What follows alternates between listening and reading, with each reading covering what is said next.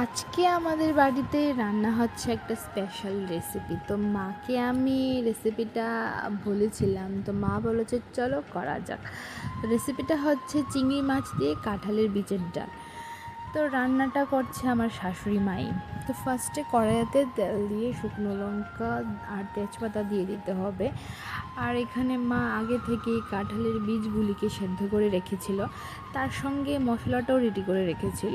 তো মশলাটা বানানোর জন্য লাগবে রসুন, আদা বাটা, তার সঙ্গে জিরা, ধনিয়া পাউডার, কাঁচা লঙ্কা সবগুলো একসাথে পেস্ট করে নিতে হবে।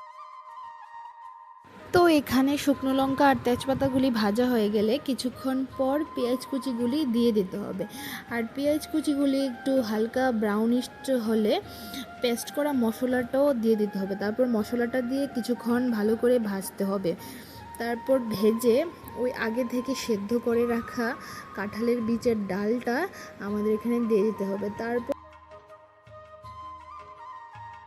তারপর মা আগে থেকেই চিংড়ি মাছগুলিকে ভেজে রেখেছিল, কয়েকটা চিংড়ি মাছ দিয়ে দিল। এখন মশলাটা আর একটু ভালো করে কষিয়ে তারপর ওই যে কাঁঠালের বীজের ডালটা দিয়ে দিতে হবে। তারপর ডালটাকে 10-15 মিনিটের মতন ফুটিয়ে তাতে সামান্য পরিমাণের মতন লবণ দিয়ে, তোমরা চাইলে ধনিয়া পাতাও দিতে পারো, আমি দিইনি কারণ আমাদের বাড়িতে ধনিয়া পাতাটা ছিল না। তো আজকের রেসিপিটা এতটুকুই, আবার দেখা হচ্ছে নেক্সট ব্লগে। Tata, bye bye.